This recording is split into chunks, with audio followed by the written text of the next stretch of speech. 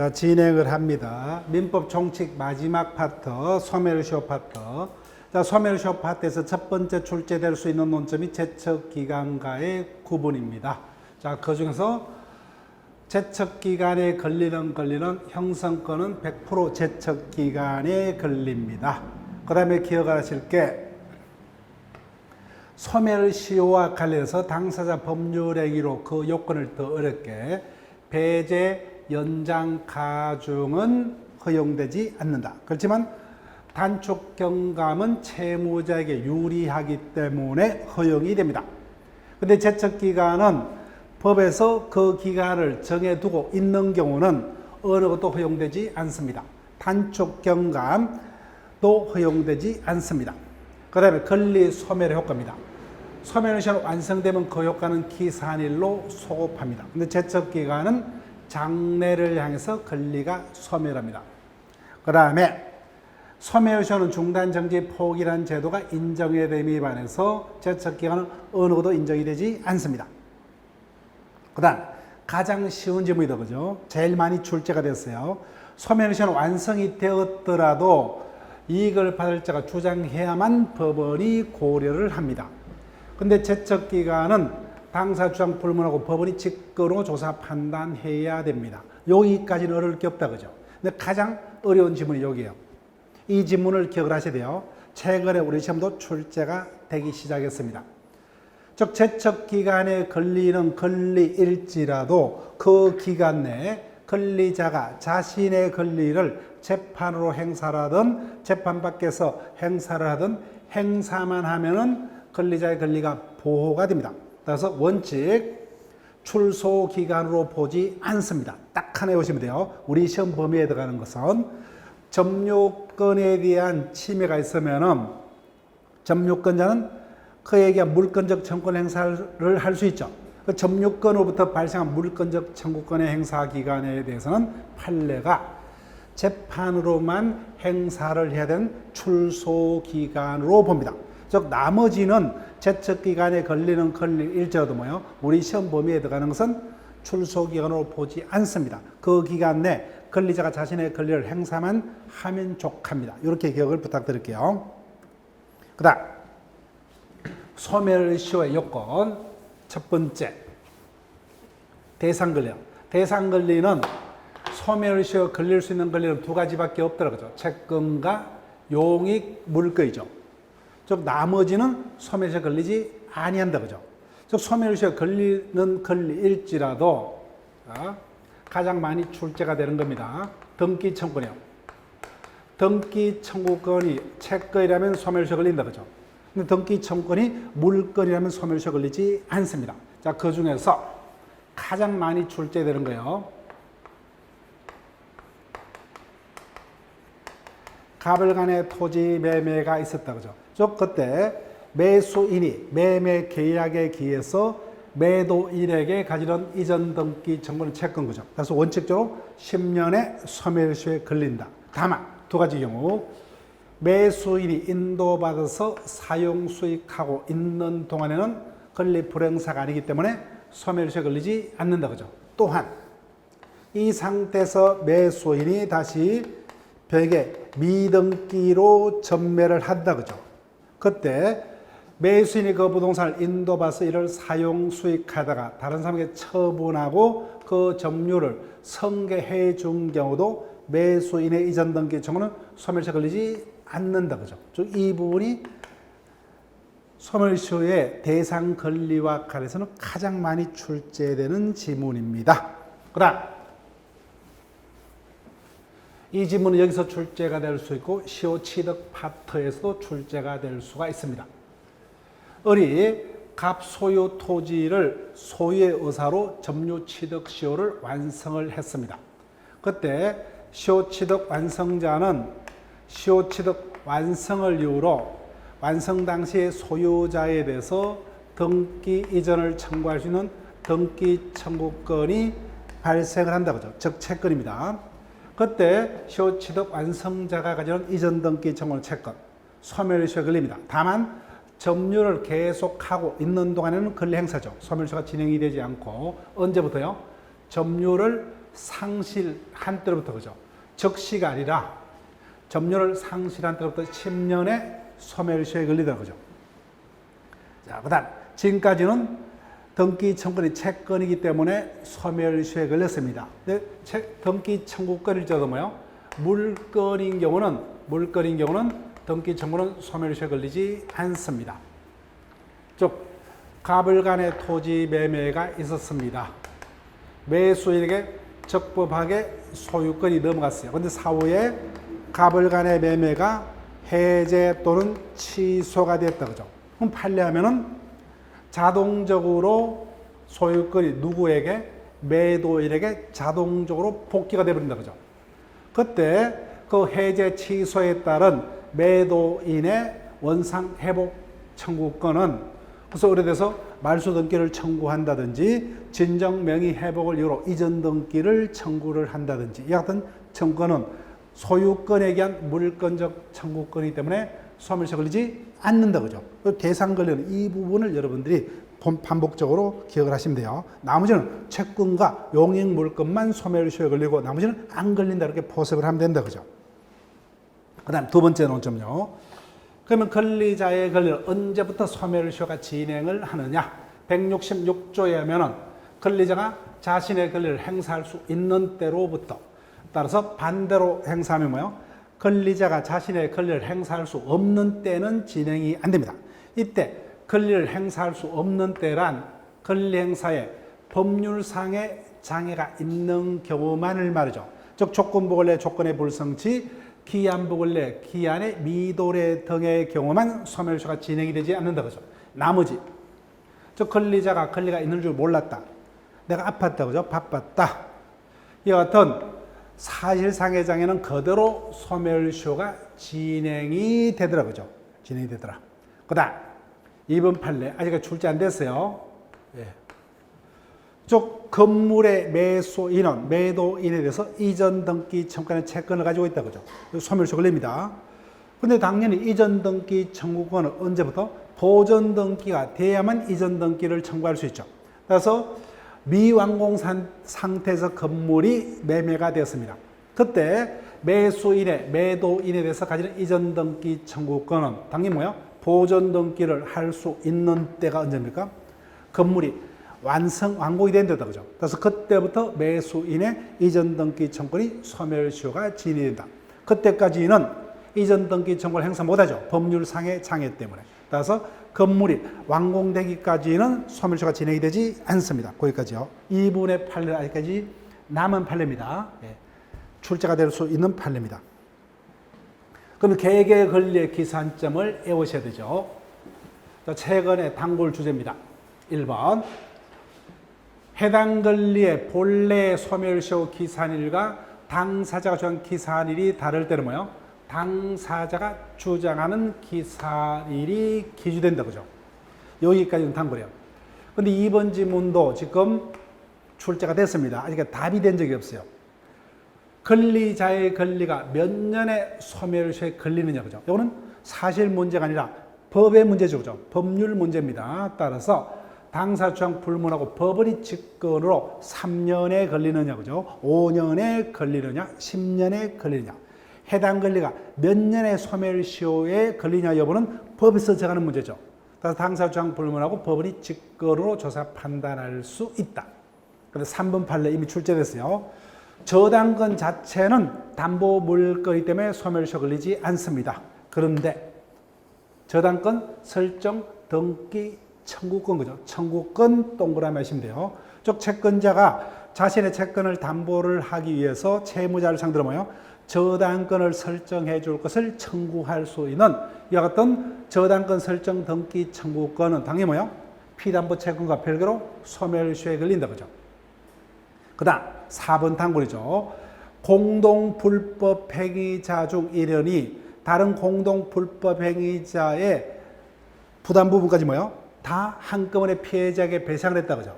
그때는 다른 공동 불법 행위자에 대해서 구상권을 행사를 할 수가 있죠. 언제부터? 현실로 피해자에게 대신 지급한 때로부터 그죠? 다른 말로 공동 면책 행위를 한 때로부터 그죠? 자, 그 다음. 박스 부분. 개별 권리의 소멸시 기산점 쭉 반복하셔야 돼요. 정지 조건부 관련 조건이 성취된 때로부터 2번. 확정기한부 채권은 기한이 도래한 때로부터. 불확정기한부 채권은 뭐야? 단골이죠. 알든 모르든 객관적으로 기한이 도래한 때로부터.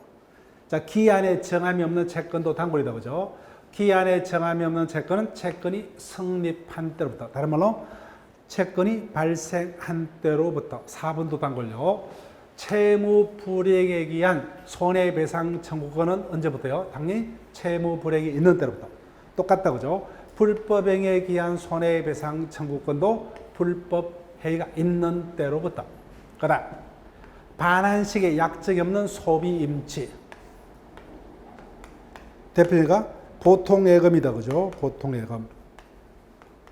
즉 임치. 물건을 타인에게 보관을 맡긴다. 그죠? 보관을 맡은 자가 그 물건을 소비하고 맡긴 임치인이 반환을 청구하면 동종의 물건으로 돌려주는 법률 관계를 뭐예요? 소비 임치한다. 그죠? 당연히 언제부터?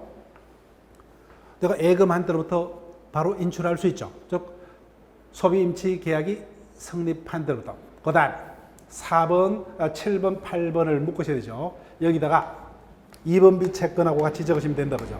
2번비 채권. 수업 시간에도 2번비 채권을 가지고 설명을 드렸죠. 장기간 입원하다가 퇴원을 합니다. 그러면 의사의 진료비 채권은 3년이다. 그죠? 근데 퇴원한 때부터 10년간의 진료비 채권이 한꺼번에 소멸시효가 진행되느냐, 개개 진료비 채권마다 따로따로냐, 따로따로 그랬다. 그죠? 따라서 할부금 채권도 뭐야? 원칙적으로 각 할부금 현재기 시마다 따로따로. 계속적으로 슈퍼에다가 외상으로 물건을 사서 생활한다. 그죠? 여하튼 계속적 거래의 관계로 외상대금 채권도 뭐예요? 각 외상대금 채권이 발생한 때부터 따로따로. 진료비 채권하고 똑같다. 그죠? 근데 부작위 채권은 위반 행위가 있는 때로부터. 그 다음 소멸시효 기산점과 관련해서는 최근에 각종 시험에서 가장 많이 답이 되는 경우다. 그죠? 즉 동시이행 항변권에 붙은 채권이 있다면 그 지문을 가장 먼저 보세요. 즉 소멸시효는 권리자가 권리를 행사할 수 있는 때로부터. 즉 동시이행 항변권이 붙었더라도 권리자의 권리 행사에 법률상의 장애가 없죠. 언제든지 상대방에 대해서 부담하고 있는 자신의 의무를 이행을 제공하면 언제든지 상대방에게 자신의 채권을 행사를 할 수 있으므로 언제부터요? 본래 이행기부터다. 그죠? 그대로 소멸시효가 진행이 됩니다. 그래서 기산점은 이 지문이 있다면 이 지문을 가장 먼저 살피면 반 이상은 뭐예요? 이 부분이 답이 될 가능성이 있죠. 답이 되면 나머지 지문을 볼 필요 없고 답이 아니라면 나머지 개별 권리 기산점을 확인을 하시면 돼요. 그 다음 소멸시효 기간으로 갑니다. 채권은 원칙 10년이다. 그죠? 다음에 1년, 3년짜리 채권도 있더라. 기타 재산권은 20년이죠. 자, 그러면 이 판례 기억하셔야 돼요. 문제집수도 봤습니다. 주채무자의 채무를 담보하기 위해서 보증인이 보증을 썼다. 그죠? 그때 보증채무가 몇 년, 주채무가 몇 년의 소멸시효에 걸리느냐? 그때는 뭐예요? 따로따로입니다. 따라서 주채무가 뭐예요? 5년이라서 보증채무가 똑같이 5년이 되는 게 아니죠. 각각 채무의 발생 5년에 따라서 각각 따로따로입니다. 따로따로 진행을 한다. 자, 그 다음에 중단으로 갑니다. 자, 중단의 개념 기억을 하셔야죠. 중단이라면은 소멸시효 진행 이후에 그 완성 전에 법이 정하는 일정한 사유가 있으면은 지금까지 진행됐던 시효 기간은 뭐예요? 소멸케 하고 그때부터 다시 새로이 소멸시효를 진행케 되는 사유를 중단 사유를 한다. 그죠? 그 중에서 가장 중요한 게 재판상 청구 170조다. 그죠? 그때 재판상 청구는 민사소송이기만 하면 소송의 종류는 불문한다. 그죠? 자, 지금 기억하셔야 돼요. 그때 소송은 권리자가 원고로서 소를 제기하는 경우가 일반적이겠지만 피고로서 권리자가 뭐예요? 응소하는 것도 중단 사유가 된다. 그죠? 그때 권리자의 응소행위가 있으면 언제 중단이 되느냐? 자, 작년부터 이미 출제가 됐어요. 언제요? 눈만 크게 뜨면 된다 그죠. 응소 행위도 중단 사유가 되고 소멸시효는 언제부터요? 권리자의 권리 행사의 행위가 있을 때 그죠. 그래서 언제부터요? 응소 행위가 있는 때에 중단이 됩니다. 즉 상대방의 소제기 시간이란 뭐예요? 권리자가 이에 대해서 적극적으로 응소 행위를 한 때. 자, 그다음 형사 행정소송은 원칙적으로 중단 사유가 되지 못하더라고요. 다만 예외적으로 가원합한 조세 채권의 반환을 위한 뭡니까? 가세보관 처분 취소 소송 또는 뭐요? 무효 확인 소송은 예외적으로 중단 사유인 재판상 청구에 해당하더라. 그래서 3번 당고에다 그죠? 일부 청구는 원칙적으로 청구한 부분에 한해서만 중단 효과가 발생. 그래서 행사치 않는 나머지 부분에는 중단 효과가 발생하지 않는다 그죠? 자, 그다음 170조 조문 정확하게 기억하셔야 돼요. 재판상 청구가 있으면 원칙 언제요? 소를 제기한 때 중단이 된다 그죠? 그러나 각하, 기각, 치하가 있으면 뭐예요? 그때는 중단의 효력이 없다 그죠? 그때 몇 개월 내에? 6개월 내에 다시 재판상 청구를 하면 그때부터가 아니라 뭐예요? 각하, 기각, 치하로 중단의 효력이 없어졌던 최초의 재판상 청구 시점에 이미 중단이 된 걸로 간주가 된다 그죠? 요 조문 정확하게. 그래서 각하, 기각, 치하가 되더라도 그죠? 최소한 최고의 효력은 인정이 된다 그죠? 최고의 효력은 인정이 된다. 그런 취지입니다. 그래서 최고는 그 자체로 종국적인 중단 사유가 아니라 그때부터 다시 6개월 내 재판상 청구 등이 있어야 되죠. 그래서 각하, 기각, 치하로 중단의 효력이 없어졌던 뭐요? 재판상 청구도 최소한 6개월 내에 다시 재판상 청구 등이 있으면 최초의 재판상 청구 시점부터 중단의 효력이 인정되기 때문에 최고의 효력은 인정이 된다는 의미입니다.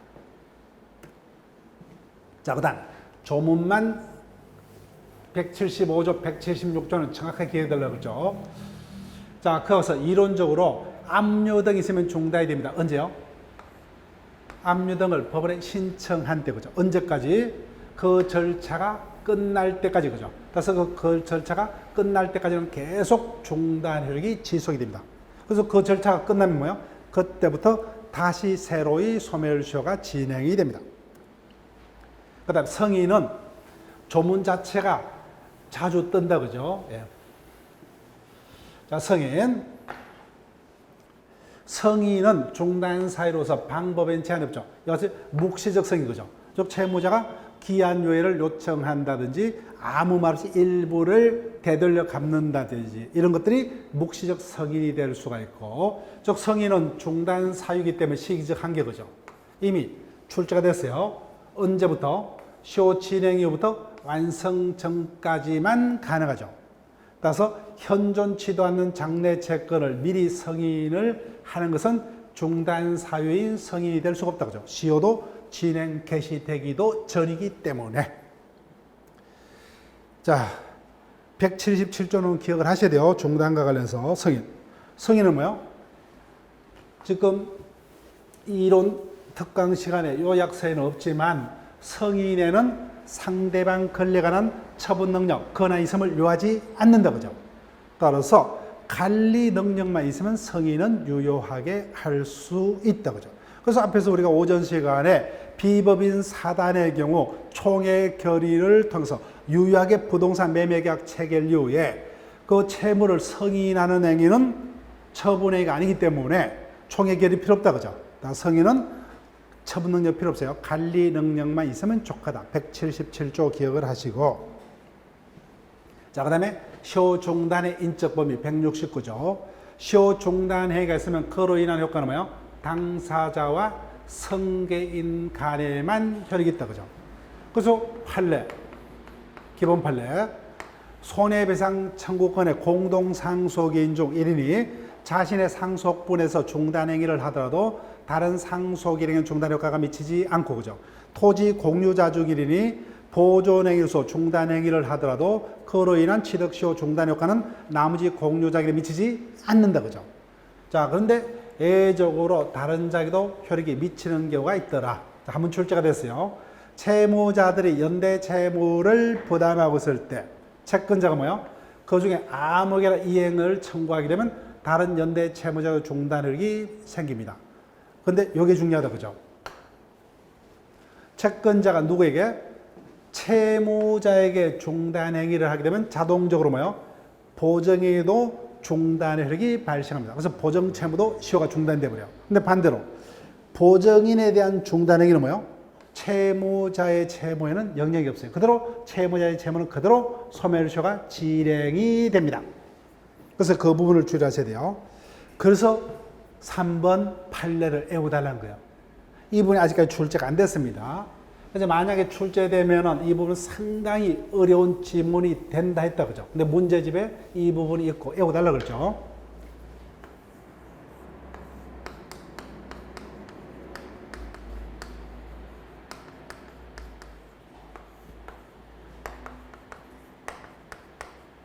자, 금방 우리가 확인했던 걸 기억을 돌려볼게요. 채권자가 누구에게 중단행위를 해요? 채무자에게 중단행위를 하면 뭐요? 자동적으로 보정에도 중단 효과가 발생한다, 그죠? 그러니까 보정채무도 중단이 돼버려. 근데 반대로 채권자가 누구에게? 보정인에게 중단행위를 하더라도 채무자의 채무는 그대로 소멸시효가 진행됩니다. 채무자의 채무가 시효 소멸되면 뭐요? 보정인의 보정채무도 부종성에서 당연히 소멸돼버려요. 자, 근데 밑에 보세요. 그때 소송상의 청구는 권리자가 원고로서 소를 제기하는 경우뿐만 아니라 피고로서 응수하는 경우도 중단 사유가 된다, 그죠? 그래서 누가 물상 보증인은 뭐예요? 권리자인 채권자를 상대로 피담보 채무의 부존재를 이유로 저당권 등기 말소 청구 소송을 제기해 옵니다. 그때 뭐예요? 권리자인 채권자의 저당권자가 뭐예요? 적극적으로 응소를 한다, 그죠? 그래서 자신의 주장을 관철시켰다, 그죠? 그럼 중단행위가 됐죠. 그렇지만 이 같은 보정인에 대한 중단행위는 뭐예요? 채무자의 채무에 대한 중단행위는 될 수 없다, 그죠? 그래서 이를 채무자에 대한 재판상 청구로는 볼 수 없다. 즉 채무자는 뭐예요? 시효 중단 효과를 받지 않는다, 그죠? 그래서 주채무는 그대로 소멸시효가 진행이 된다는 겁니다. 그래서 이 지문이 우리 시험에서 출제가 될 수 있고 아주 어려운 지문이 될 겁니다. 자, 그럼 소멸시효도 끝났어요. 완성의 효과로 갑니다. 소멸시효는 완성되면 그 효과는 뭐예요? 기산일에 소급해서, 그죠? 그래서 이자 있는 채권일지라도 기산일 이후부터 이자도 지급할 필요가 없다. 자, 그 다음에 주종이죠. 주된 권리가 시효 소멸하면 종된 권리에도 거리가 미친다. 따라서 원본 채권이 시효 소멸하면 이자 채권도, 피담보 채권이 시효 소멸하면 담보 물건도. 그래서 밑에 판례. 기본 판례다, 그죠? 본래 채권이 시효 소멸이 되었다면 그 채무를 이행치 않더라도 채무불이행 책임은 부담할 필요가 없다, 그죠? 그래서 본래 채권이 시효 소멸했다면 그 채권의 채무불이행, 이행 불능을 위한 손해배상 청구 등도 인정될 수가 없다, 그죠? 예. 본래 채권이 시효 소멸했기 때문에 채무불이행도 성립하지 않습니다. 자, 그 다음에 이미 우리 시험에서 출제가 되기 시작했고, 그죠? 자, 이 부분을 외워야 됩니다. 소멸시효는 완성이 되었더라도 이를 통해서 이익을 받을 자가 법정에서 뭐요? 현실적으로 주장치 않으면 법원은 고려치 않습니다. 근데 이 같은 시효 완성은 누가 주장할 수가 있느냐? 시효 완성으로 직접적인 이익을 받는 자만이 주장을 할 수가 있다. 따라서 원칙 누가 주장합니까? 채무자가 주장한다, 그죠? 즉 채무자가 주장할 수 있다. 그런데 주장할 수 없는 자 2명을 외워달라는 거예요. 자, 1, 2번을 묶으셔가지고 채무자의 일반 채권자는 시효 완성을 주장하지 못한다, 그죠? 독자적으로 주장할 수가 없다.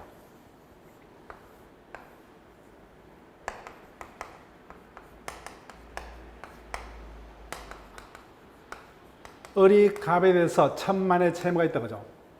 소멸하더라도 채무자는 시효 완성을 주장할 수 있지만 채무자의 또 다른 일반 채권자는 을의 갑에 대한 채무가 시효 소멸이 되었더라도 그로 인하여 자신에게 직접적인 이익은 생기지 않죠, 그죠? 경쟁자가 한 명 탈락하는 간접적인 이익은 있으나, 그죠? 직접적인 이익은 없기 때문에 채무자의 일반 채권자는 채무자를 대의해서 시효완성을 주장할 수는 있으나 뭐요? 직접 주장할 수는 없다. 대의해서만 주장할 수 있다. 그죠? 그 다음 또 한 명요. 을도 병에 대해서 채권을 가지고 있다. 그죠? 그때 갑이 을에서 채권이 있지만 채무자의 재산이 없으면 그 채권은 의미가 없다. 그렇죠?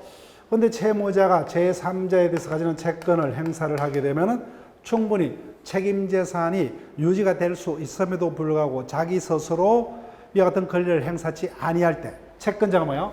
채무자가 제3자에서 가지는 권리를 대신 행사할 수 있는 채권자가 가지는 권리를 채권자 대위권이라 한다. 그죠?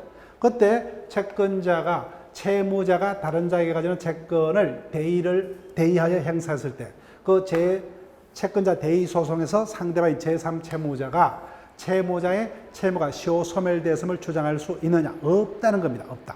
왜냐하면 을에 갑에 대한 채무가 소멸되었더라도 뭐요? 자신의 을에 대한 채무가 소멸한다는 이와 같은 직접적인 이익은 발생치 않기 때문에. 자, 결론. 이해했다면 이제는 암기하시면 돼요. 채무자의 일반 채권자와 채권자 대의 소송에서 뭐요? 상대방의 제3채무자는 시효완성을 주장하지 못한다. 그죠? 이 두 명만 외우시고 나머지는 된답니다. 당연히 시효완성을 주장할 수 있는 자가 대표인자가 채무자입니다. 또는 가등기 담보는 저당권하고 똑같이 보시면 돼요. 내가 저당권이 설정된 부동산을 매수해서 소유권을 취득했어요. 즉 소유권자지만 뭐요? 완전한 소유권이 아니라 저당권의 제한을 받고 있는 소유권자다. 그죠? 근데 그 전제가 되는 피담보 채무가 시효 소멸됐다. 그러면 완전한 소유권자가 된 이익이 나에게 직접 발생하죠. 예. 그러면 시효완성을 주장할 수 있다. 똑같습니다. 유치권이 성립된 부동산의 소유권을 취득했습니다. 소유권자지만 뭐요? 유치권의 제한을 받고 있는. 근데 그 전제가 되는 피담보 채무가 시효 소멸되면 이제는 완전한 소유권자가 된다. 그죠? 가등기 담보가 설정된 부동산의 제3취득자, 물상 보증인 등 똑같다. 그죠? 일단 소유권은 취득했지만 가등기 또는 뭐요? 저당권에서 제한을 받고 있죠. 소유권 행사가. 근데 그 전제가 되는 피담보 채무가 시효 소멸되면 완전한 소유자가 되는 이득이 있기 때문에 시효완성을 주장할 수 있다. 그러면 굳이 다 외우실 필요 없죠. 뭐만요? 이 두 명은 시효완성을 주장할 수 있는 자에 해당되지 않더라. 나머지는 뭐요? 해당한다. 이렇게 보시면 돼요. 자, 끝났습니다. 시효 이익의 포기. 184조. 미리는 포기하지 못한다. 그죠? 다만 완성 이후의 포기는 당연히 허용입니다. 포기는 방법이 제한 없죠. 명시, 묵시적으로 포기를 할 수 있다. 효과. 포기하면 뭐요? 그때부터다. 그죠? 예, 그때부터 체크하죠. 그때부터 새로이 소멸시효가 진행됩니다. 그 다음에 가장 기본이 사부이죠. 포기로 인한 효과는 절대 다른 자에게는 효과가 미치지 않는다. 그죠? 따라서 주채무자가 시효이익을 포기하더라도 보증인 등은 여전히 시효 완성을 주장할 수 있습니다. 자, 지금까지 민법 총칙에 관한 논점들을 쭉 정리를 했습니다. 그래서 이 부분 쭉 출제될 수 있는, 답이 될 수 있는, 그죠? OX의 판단에 근거가 되는 핵심 지문을 어명으로 다 표시를 해뒀습니다. 그래서 지문이 뭐예요? 두 줄이 되든 세 줄이 되든 우리 객관식의 형태 지문은 옳은 것은 틀린 것이다. 그죠? 그럼 답이 될 수 있는 것은 그 어명 처리된 그 답 부분이 뭐예요? 결론과 맞느냐 안 맞느냐만 확인하시면 돼요. 그 어명 처리된 이에 나머지 지문들은 뭐예요? 그 어명 처리된 지문을 설명하는 부연 설명 지문에 불과하기 때문에 그래서 어명 처리된 그 주제하고 뭐예요? OX의 결론 부분의 합치 여부만 항상 뭐예요? 연습하는 그런 연습을 한다면 두 줄이 됐든 뭐예요? 세 줄이 됐든 우리는 아주 짧은 시간에 그 문제를 선택할 수 있다. 그죠? 그래서 항상 대부분의 분들이 지문이 너무 길다. 그죠? 세 줄, 다섯 줄이다. 언제 다 읽고 선택을 하느냐. 그죠? 읽는 순간 틀립니다. 왜요? 첫 줄 읽다가 뭐예요? 세 절쯤 읽다 보면 앞부분이 어떤 내용인지 까먹어버렸어요. 다시 또 첫 부분으로 돌아가고, 그죠? 계속적으로 왔다 갔다. 결론을 보지도 못하고, 그죠? 근데 우리는 결론만 보면은 바로 OX를 판단할 수가 있다. 그죠? 그래서 항상 그렇게 객관식은 연습을 하셔야 돼요. 자, 그럼 지금까지 민법 총칙을 정리를 했습니다. 자, 지금부터는 물권법과 채권법을 합니다. 자, 물권법을 조금 더 자세하게, 그죠? 시간을 하려고 채권법은 조금 더 빨리. 특히 채권법은, 채권법 총론은 본격적으로 출제가 되면 현장에서 우리 비전공자가 그것을 제대로 알고서 맞춘다는 것은 사실상 힘들기 때문에 자, 그렇게 시간을 할애를 할 겁니다. 자, 물권법으로 갑니다. 물권법 중에서도 뭐요? 총 측에서는 일반적으로 2문제가 출제가 될 겁니다. 각 측에서 6문제. 먼저 185조의 내용. 이 부분 절대 틀리면 안 된다, 그죠? 예, 최근에 우리 시험도 출제가 됩니다. 물건은 배타적 지배권이기 때문에 물건 거래에 앉아서 물건 법정주의를 채택하고 있다, 그죠? 그래서 민법에서 허용되는 물건의 종류 8가지. 판례가 뭐요? 인자는 간섭법상의 물건 3가지. 이 11가지를 빼놓고 뭐요? 어떠한 물건도 허용될 수가 없다, 그죠? 이 부분은 볼 필요 없죠. 따라서 미등기 무가 건물의 양수인에게 소유권에 준한 간섭사의 물건 있을 수 없고, 온천권이라는 권리 없죠. 사도통행권이라는 권리 없다, 그죠? 근린공원 이용권이라는 권리가 없죠. 여하튼 일체 물건은 없다, 그죠? 물건 법정주의를 채택하고 있기 때문에. 따라서 민법상의 물건 8가지, 점유권, 나머지는 뭐예요? 본권이 한다, 그죠? 본권, 소유권, 지상권, 지역권, 전세권의 용익물권과 유치권, 질권, 저당권의 담보물권 8가지와 판례가 인정 간섭법상의 물권, 분묘기지권, 간섭법상의 법정지향권, 동산의 양도담보. 이 11개의 물건을 제하고는 어떠한 종류의 물건도 허용되지 않는다다, 그죠? 그 다음, 물건적 청구입니다. 그래서 물건적 청구는 뭐예요? 키포인트가 이 단어다, 그죠? 이 단어입니다. 물건적 청구권이란 뭐예요? 물건으로부터 발생하는 청구를 물건적 청구. 채권으로부터 발생하는 청구를 뭐예요? 채권적 청구권이라 하더라고요. 즉 물건적 청구권이란 배타적 지배권의 물건의 실효성을 위해서 물건의 내용이 뭐예요? 현재입니다. 현재 침해받고 있거나 뭐예요? 침해당할 염려가 있을 때 물건자가 뭐예요? 물건자가 침해자를 상대로 그 배제 또는 예방을 청구할 수 있는 권리를 물건적 청구권이라 한다고 하죠. 그래서 현재 침해가 있어야 되기 때문에 이 부분이 제일 힘들고 어렵습니다. 한 번 지문화됐어요. 그래서 소유권에 대한 물건적 청구권을 행사를 하려면은 방해 제거 청구는 뭐예요? 방해를 배제를 청구할 수 있죠. 그때 물건 청구라면은 과거의 침해는 안 된다고 하죠. 현재의 침해라 해야 되기 때문에 과거의 침해를 대상으로 물건 청구를 행사할 수 없다. 과거가 다른 말은 뭐예요? 결과다, 그죠? 그래서 과거의 침해로 발생한 결과 제거는 물건적 청구의 내용이 될 수 없죠.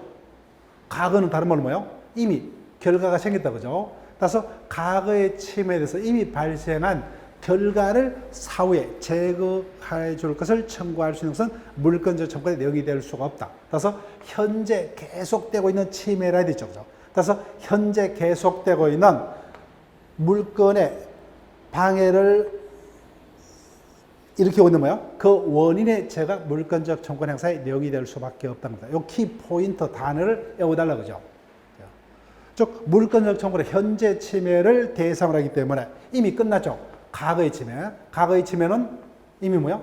결과가 발생했죠, 그죠? 즉 과거의 침해에 따른 이미 발생한 결과 제거는 물건 청구의 내용이 될 수 없고, 현재도 뭐예요? 계속되고 있는 소유권의 방해를 일으키고 있는 그 원인의 제거가 물건적 청구의 내용이 될 수밖에 없다.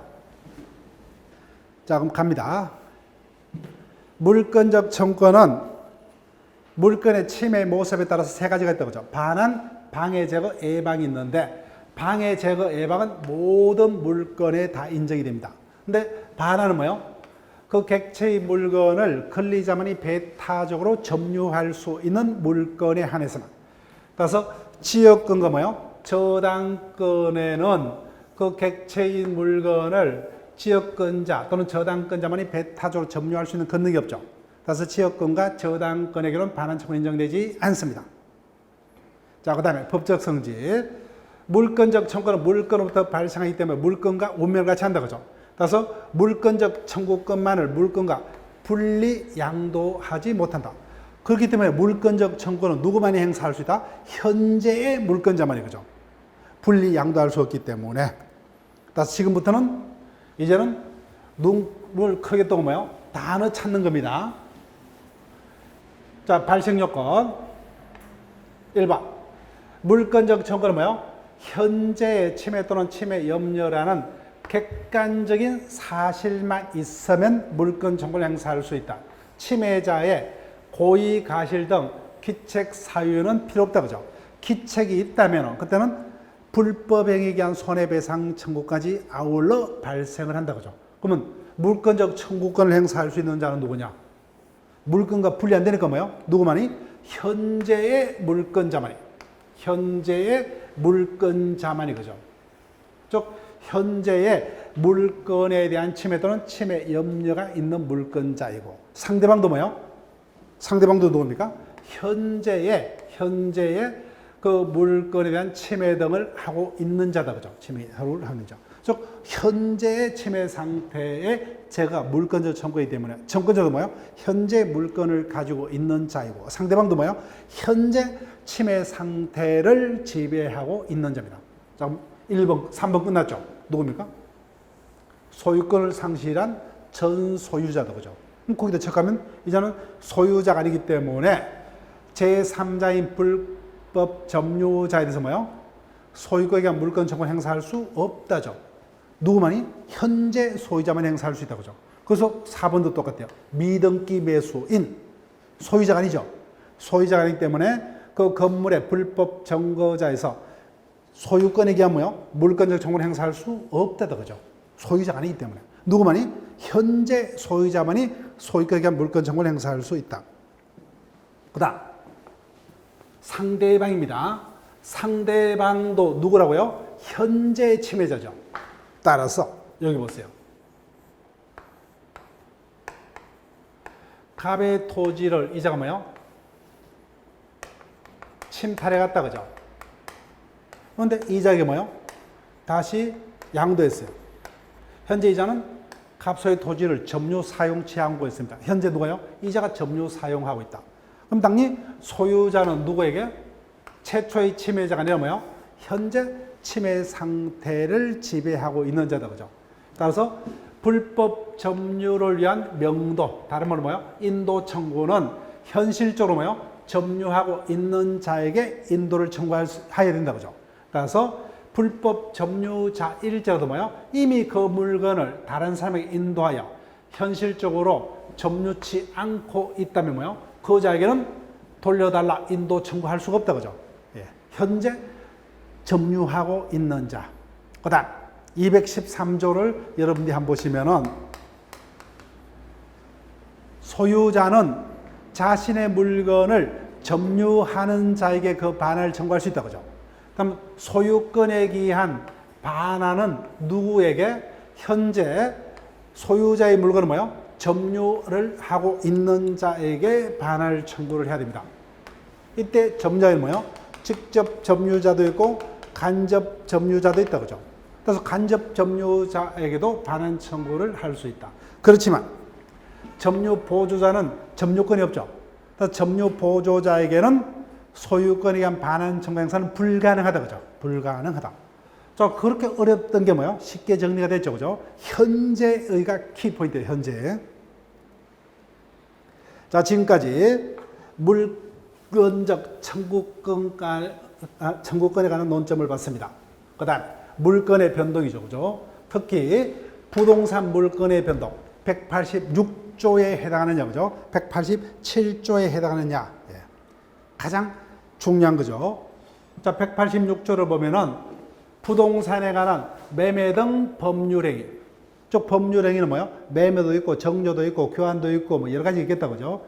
저당권 설정행위, 전세권 설정행위, 지상권 설정행위 등 여러 가지가 있어요. 그 원인이 매매 등 법률행위라면 그 물권 변동이 일어나려면 뭐예요? 등기까지 하여야만, 그죠?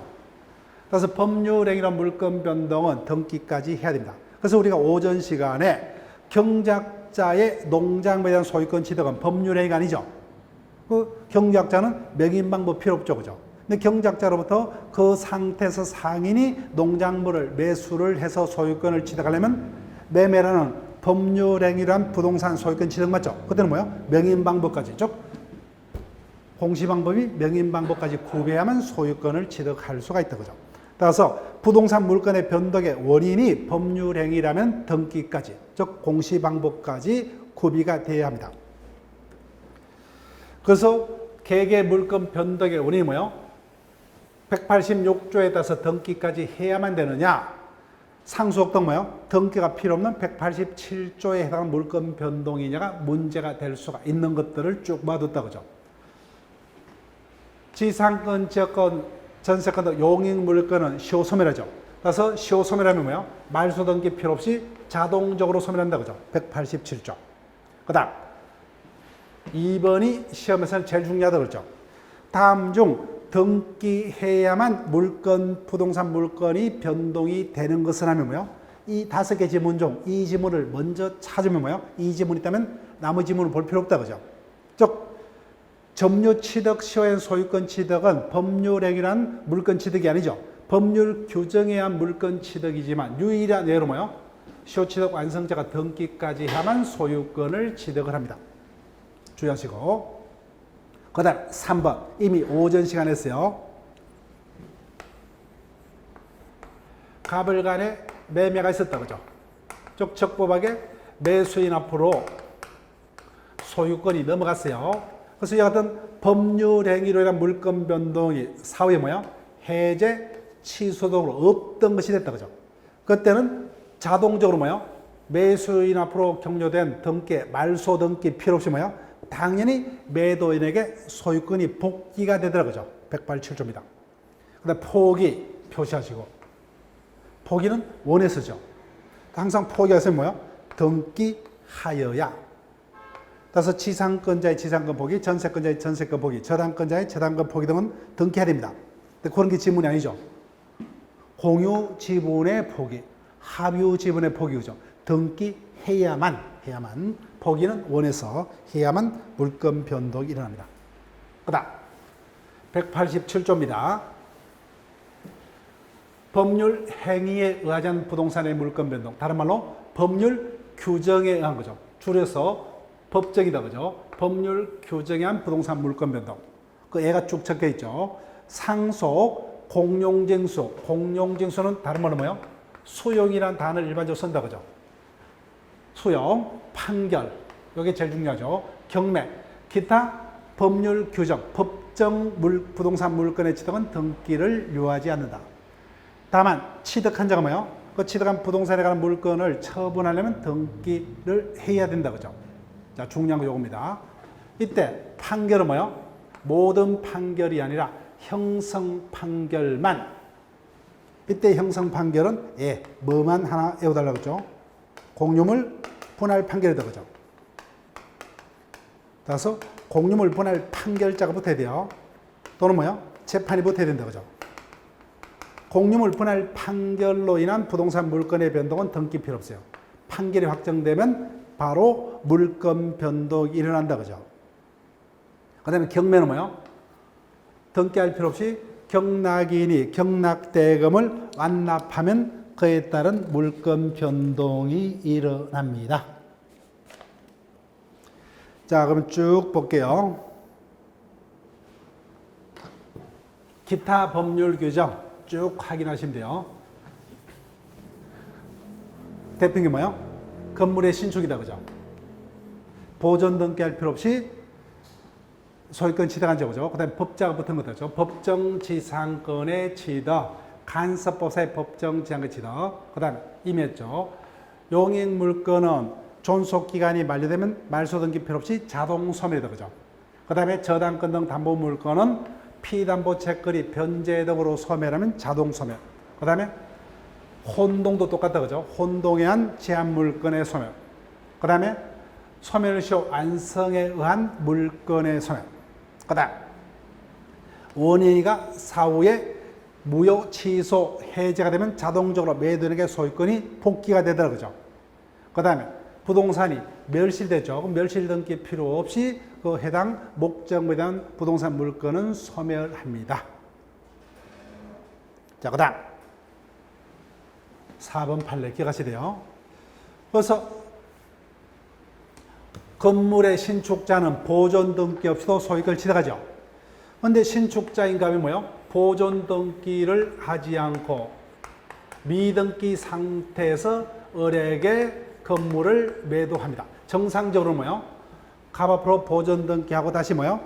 매수인 앞으로 매매로는 이전 등기를 해야 매수인 소유권을 취득한 게 원칙이죠. 그런데 양자의 합의로 양수인 앞으로 바로 보존 등기를 한다 그죠. 일종의 중간 생략 등기다 그죠. 따라서 유효성을 인정을 합니다. 그 다음 갑이 사망합니다. 그러면 상속인은 상속 등기 없이도 소유권을 취득하죠. 근데 상속받은 재산을 처분하려면 상속 등기하고 처분하는 게 원칙이다 그죠. 근데 자신 앞으로 상속 등기를 하지 않고 피상속인으로부터 뭐요? 양수인 앞으로 바로 이전 등기를 격려하는 것도 뭐요? 일종의 중간 생략 등기로서 유효하더라고요. 자, 그 다음.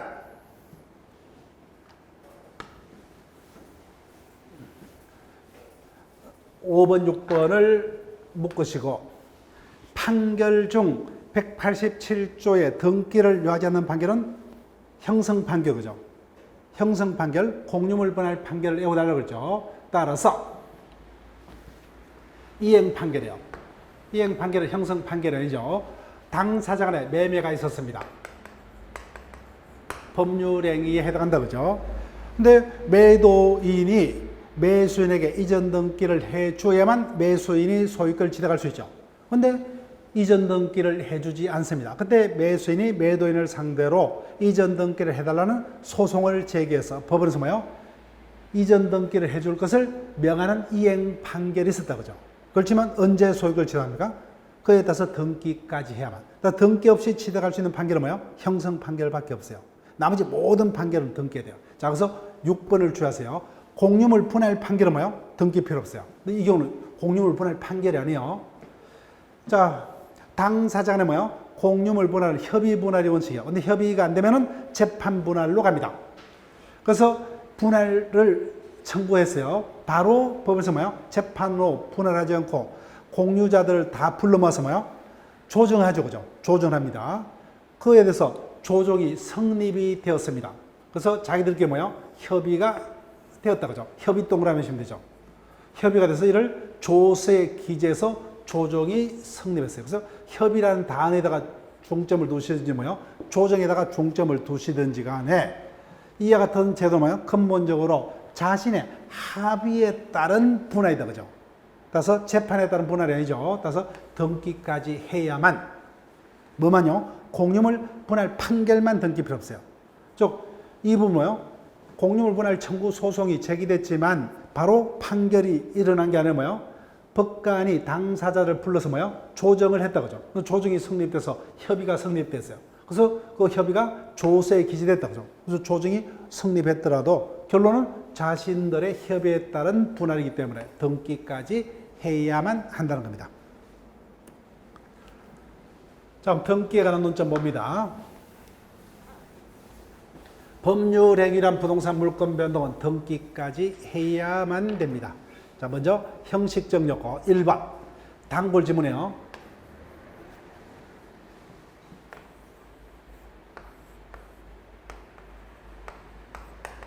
매수인이 소유권을 취득하려면 자신 앞으로 등기해야 되죠.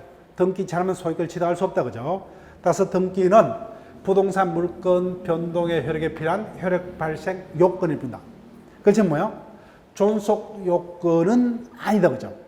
따라서 간밤에 등기소가 화재가 났다, 그죠? 호랑 등기부가 불탔다. 또는 제3자가 위조 서류로 등기를 말소했다, 그죠? 그렇지만 을 앞으로 격려된 소유권이 소멸하는 것은 아니다, 그죠? 즉 등기는 효력 발생 요건일 뿐 존속 요건은 아니므로 등기가 원의 없이 말소되었더라도 그로 인해서 등기 권리자의 권리가 소멸하는 것은 아니다, 그죠? 그래서 물권 변동에는 영향을 미치지 않는다. 그래서 개별 예를 보시게 되면은 2번 등기가 원의 없이 말소되었더라도 그 물권에 영향이 없다, 그죠? 따라서 회복 등기 전일지라도 뭐요? 등기 명인의 권리는 뭐요? 그대로 존재한다, 그죠? 적법한 권리적 추정이 됩니다. 그 다음에 3번. 부동산이 하나라면 당연히 보존 등기는 하나여야 되죠. 하나여야만 됩니다. 따라서 중복 등기의 경우는 앞선 등기가 뭐예요? 원인 무효가 아니라면 뒤에 등기는 무조건 무효이다. 그죠? 그렇게만 기억을 해달라 그랬어요. 자, 그 다음. 등기의 실질적 요건으로 갑니다. 자, 지금부터 또 외우셔야 돼요. 일단 등기된 내용들은 뭐예요? 물건 변동이 일어나려면 물건 행위와 등기가 뭐예요? 일치해야 된다. 그죠? 일치해야 됩니다. 그래서 당사자는 지상권 설정 합의가 있었는데 뭐예요? 전세권 등기를 했다든지 반대의 경우 똑같다. 그죠? 그때는 전세권, 지상권은 성립할 수 없죠. 그죠? 예, 물건 행위 일치해야 됩니다. 다만 지금부터요. 일단은 당사자 간에 실제, 즉 법률 관계가 있다. 그죠? 쭉 가불간에 매매가 있었습니다. 그럼 결론. 매수인은 소유권자가 될 운명이죠. 그죠? 그때 등기 신청 절차에 하자가 있더라도 뭐요? 현재 등기가 실체적 매매 등 법률 관계 일치한다면 그 등기는 그대로 유효합니다. 그래서 등기를 신청하려면 공동으로 등기소에다가 등기를 신청해야 되죠. 근데 서류 등을 제출해야 되죠. 서류를 위조해서 등기가 되었더라도 뭐요? 당사자의 매매라는 어떤 적법한 실체 관계가 존재한다면 그 등기는 유효하더란 겁니다. 그래서 2번 적법하게 뭐요? 당사자의 매매가 있었던 이상 매수인 앞으로 뭐요? 이전 등기가 위조된 서류에 의해서 이루어졌더라도 뭐요? 그 등기는 실체적 매매 관계를 적법하게 반영하고 있기 때문에 그 등기는 유효. 자, 그 다음에 똑같습니다. 실제 가불간에 매매가 있었죠. 근데 이 부분 뭐요? 다소의 가장 다른 원인이 적혔더라도 실제 매매가 있었다면 적법한 등기다. 그죠? 따라서 등기는 그 자체가 현실적 권리 관계에 부합하는 한 그 권리 취득의 경위 등이 뭐예요? 사실과 다르게 되었더라도 그 등기는 현재 권리 관계를 적법하게 반영하고 있다면 유효. 따라서 실제로 뭐예요? 정려로 소유권을 취득했다고 하죠. 실제 정려가 있었다면 등기 부상에 우리는 뭐예요? 매매라고 기재했더라도 뭐예요? 그 등기는 현재 소유권자의 정려라는 소유권 취득을 적법하게 반영을 하고 있기 때문에 그 등기는 유효다. 그죠? 즉 실체적으로 뭐예요? 당사자의 매매 또는 정려라는 어떤 실체적 법률 관계가 유효하게 존재를 하고 있었다면 뭐예요? 그 등기 원인을 다르게 적던 뭐예요? 서류를 뭐예요? 위조해서 등기를 넘기든지 간에 그 명인이 적법한 권리자이므로 그죠? 그 등기는 그대로 유효하다는 겁니다. 자, 중간 생략 등기요. 자, 그럼 중간 생략 등기를 본격적으로 하기 전에 일단은 여기까지만 하고 쉬었다가 중간 생략 등기부터 이어서 본격적으로 진행을 할게요. 잠시 쉬었다가 진행합니다.